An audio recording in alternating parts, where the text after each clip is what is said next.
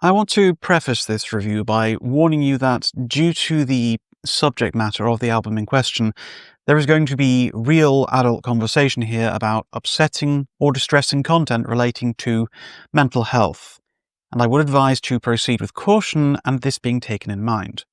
Music often deals with difficulty in our emotional states. Heartbreak is common, anger, rage, frustration, and guilt. The greater musical tapestry is often woven with the threads of human anguish, but so few artists have dealt with it in such a sobering and effective manner as have done the Reticent. 5 years after their previous record, The Oubliette, they are back and are ready to make us confront our own demons this time, with a record packed full of cautionary messages about the fragility of human mental health. Guys, gals, non-binary pals, my name is Ian, this is Rhyme Signatures, and we're once again opening the lid on the best new releases in prog rock and metal. Now hyperventilate. Next you're going to tremble.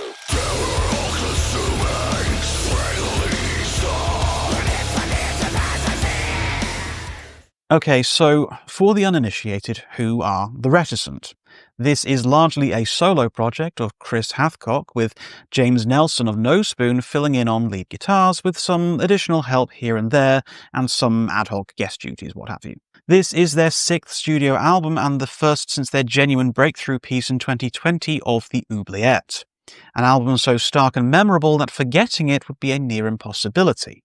Now, I made my start with the band with that album, and its raw, uncompromising narrative about Alzheimer's disease and its effect on the human psyche was perhaps the strongest gut punch that music has given me this decade so far.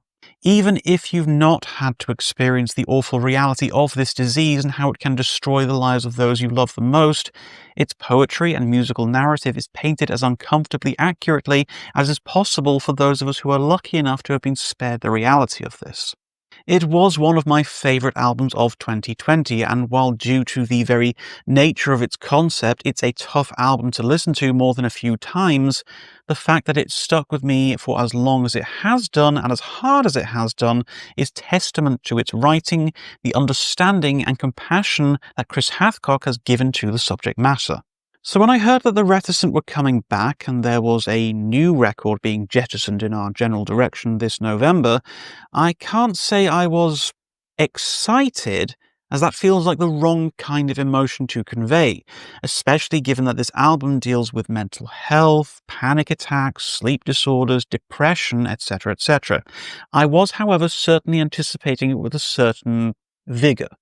If ever there was a band who is capable of shining a spotlight, albeit an uncomfortable one, on these difficult subject matters, then in the Reticent we can surely trust.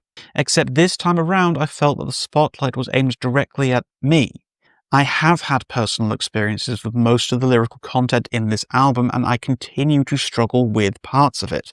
So to hear how someone else externalizes these feelings has left me with a hollow, difficult space in my heart. Buckle up, everybody. This is a painful, honest, brutal album that does not shy away from the truth. It is difficult to listen to, but one of the most necessary albums of the year, even if it isn't without some minor faults here and there that I feel duty-bound to shine my own spotlight on.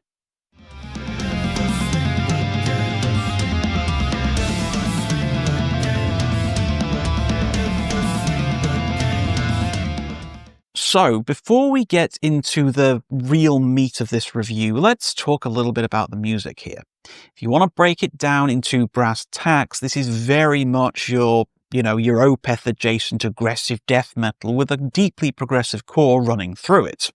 James's guitars are absolutely electrifying, sounding similar in tonality and strength to his works on his own band of No Spoon, but filtered through with Chris's distinct and acerbic angle with regards to mental health.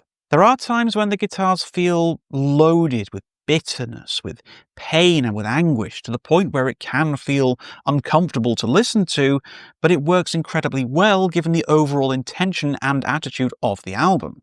Please is not a record to hold your hand. It's heavy-loaded, it's powerful, and it's desperate. The Bed of Wasps is a song dedicated to exploring the sensation of a panic attack, and it's about as visceral and full-bodied as it gets. The sound of buzzing insects, the screeching guitars, the explosive guttural vocals, they all culminate into a finely honed point that genuinely encapsulates that feeling of helplessness, the need to escape and to run, but simultaneously being weighed down by your own fears. And this carries on throughout every single song on the album.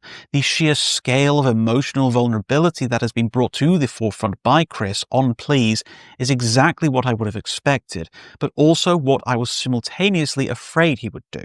Now, I have yet to experience the pain of Alzheimer's disease in the family, so I could only relate to the content so much in the oubliette. Please, on the other hand, hits dangerously close to home with its lyrical content.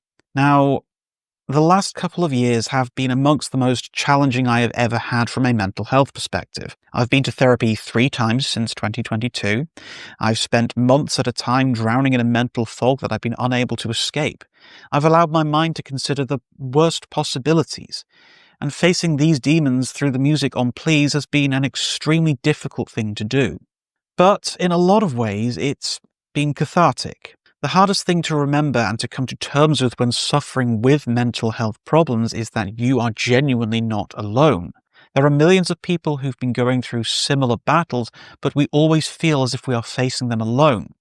But it is never the case. Chris's music here is a perfect indicator of this, and hearing his struggles envisaged in this way, with the level of honesty that he's bringing to bear, has been one of the most humbling listening experiences of the year. The final 2 songs on the album, that of The Riptide and The Chance, are amongst the most painful things to listen to, especially for myself. This is where the most recent struggles I've gone through are painted so effortlessly for me to see. It's as if I can see myself in these songs, as if they've been designed to reflect that part of my life back at me and let me see how hard things were, but also how blessed I am to have seen my way through it and to have been able to leave that emotional baggage behind, at least for now. Now, Chris's lyrics aren't necessarily deep, nuanced, or complicated. They're more about honesty and not hiding from the reality of how they've been feeling while writing these songs. Now, after really listening to these and following along in the liner notes, I finished Please with nothing less than the desire to give him the biggest hug and only let go when he's ready to do so. However, I do still need to look at this album as a piece of music as much as I do a treatise on emotional and mental health. And there are some parts of this album, while I wouldn't ever dictate to an artist how to construct their work, did give me a slight eyebrow raise. I'll be honest with you, I feel there are simply put too many spoken word tracks on Please. A good 10 minutes or so, or 4 out of the 10 tracks, are primarily driven by spoken word elements. Now, while this isn't new territory for the Reticent, the oubliette flirted with this kind of incorporation, it was better managed from a narrative perspective. On Please, it feels like the brakes are being tugged once too often with these educational spoken word elements. On repeated listens, I often found myself skipping these tracks to get to the more nuanced and genuine parts of the album, the music itself. There's only so many times I can have statistics about mental health parroted back to me before I honestly reach for the next track button. And it is a shame, as in principle the idea behind these spoken word tracks is very commendable, as it serves to set the scene for the lyrical content, to bring into focus the intention of the album, and on the first listen I think it works. It does sharpen things up and give greater context to the musicality and narrative structure of Please. The problem, and this really is more of a problem with spoken word songs in general rather than a direct issue with Please, is that on repeated listens it becomes frustrating and it dampens the music either side of it. Now, some of you will remember I gave Stephen Wilson a hard time for this in my review for the overview, and as much as I have been absolutely besotted with Please in general, it doesn't get a pass for it here either. Now, regardless of this frustration, the moment that Chris gets into things with the 6 main tracks on Please, it is easy to forgive. The climax of The Chance is one of the most heartbreaking things I've ever listened to. The almost hopeful tone of the music and the lyricism is rendered horrifying when the context is understood. There's a place where I belong, and I hear it sing a joyful song. Transitions later into this is where I find my end and I won't bother anyone again, and the abrupt cut-off at the end of the song into complete silence. It's sobering. In spite of some frustrations with the overall flow of the album, Please is still one of the most important records of 2025. We are experiencing a generational crisis of mental health. I've lived it, I'm still living it, and things are not getting any easier to manage. But having cathartic artistic statements like Please do help. It reminds us that we aren't alone in these feelings, that anyone can go through this and what we've experienced isn't unique to ourselves. Approach with a cautious mind, but do not miss Please.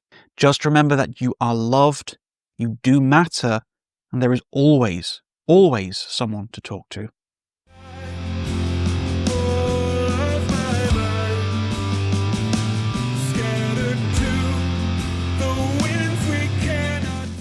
So, what else can I possibly say about the Reticent's Please? I knew going into this album based on my previous experience with the band that this was going to be a very challenging thing to listen to. I just wasn't quite ready for how much this kicked my ass. I'm quite fortunate that in recent months I've been pulled out of one of the worst mental health crises of my late 30s, otherwise I'm not really sure I'd have been in a good enough state to actually talk about this album. Needless to say though, if you have been experiencing difficulties with your mental health and haven't yet found the right ways to talk to someone about it, then this album might very well light the fire that helps you to open up. The honesty and steely-faced conviction on this record is something to behold, and the way that Chris has expressed and externalized his internal struggles is remarkable. The musicianship from himself and from James is fantastic, perfectly enunciating what it means to be feeling what they are feeling, but still forming a coherent and enjoyable musical journey all the same. This is a much more relatable album than the Oubliette for me, but for some people I can imagine that the intensity of the emotional pathos within might be a little bit too much and can result in an album that is difficult to sit all the way through it. Now, I pre-ordered this one a while back and I grabbed it on CD, but I think as a general recommendation I would say pick up a digital copy of this one on Bandcamp. It's a fantastic album from a purely musicality perspective, and even more so from an emotional one. But repeated listens do get a little bit bogged down by the over-reliance on spoken word atmospheric interludes for me to really be able to call this a classic album. Regardless though, Please is an extraordinary listen and not something that anyone will soon forget. Just remember to look after yourselves. Call your parents, talk to a friend, and keep carrying on. You are worth every single bit of yourselves. This is all, of course, guys, just my opinion, so if you loved this one, if you hated this one, please talk to me about your experiences with the album in the comments down below. Please do drop me a thumbs up if you liked the video, please do tell your friends about little old me, and please do consider subscribing to the channel if you've been enjoying my content so far. But until next time, guys, as always, keep your rhyme signatures pretty odd.